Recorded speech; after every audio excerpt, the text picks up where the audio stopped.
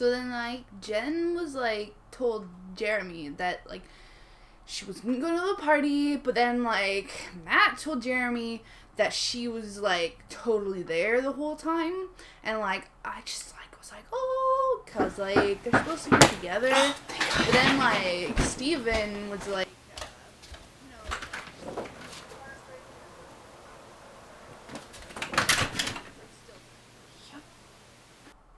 oh, good, you're back. Okay, because, like, Jeremy just texted me, and him and Veronica, like, totally just hooked up.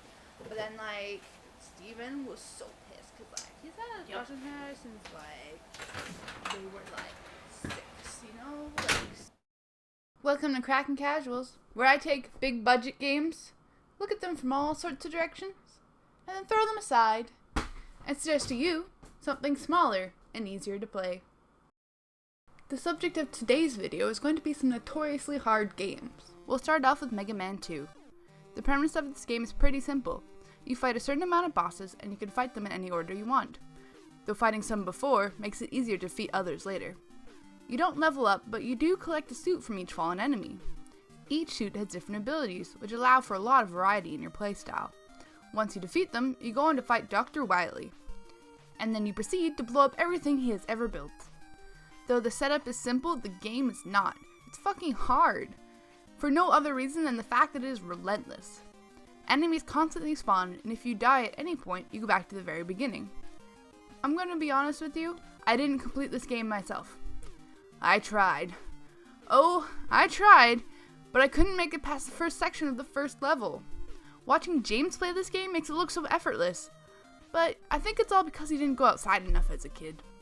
The second game I have to present to you is Dark Souls. This game doesn't spoon feed you much of anything. If you hope to know what's going on, you better not skip any character dialogue. The story is never told to you, you just have to piece it together from the sprinkling of NPCs throughout the world, which is an interesting way to go about it in the modern era.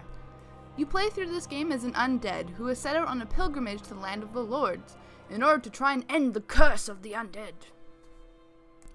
The fights are punishingly hard right off the bat, and they just get harder. Constant button mashing is a sure way to get yourself killed. Taking on more than one enemy at a time can spell certain disaster. You have to be patient and methodical in this game. Two things I am not. Bonfires in this game act like a save point.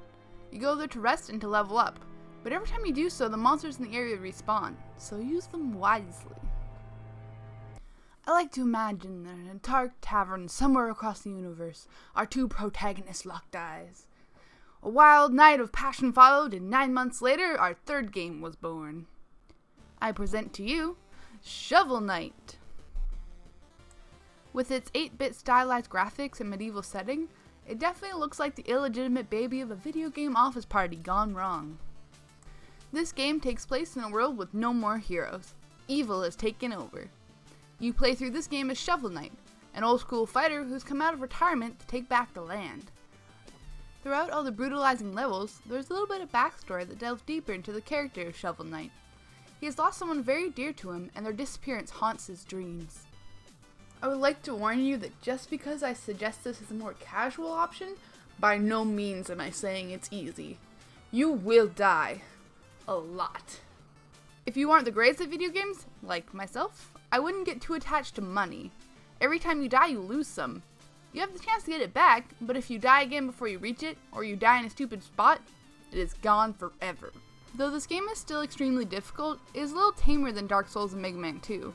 Yes, I died a lot, but when I did, I wasn't mad at the game. I was mad at myself for whatever stupid move put me there.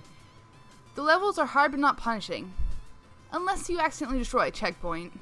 Then you might just want to lay down your controller and cry. This game has numerous unique levels and bosses, as well as tons of items and equipment to choose from, including a set of armor that causes you to lose less money when you die. Score!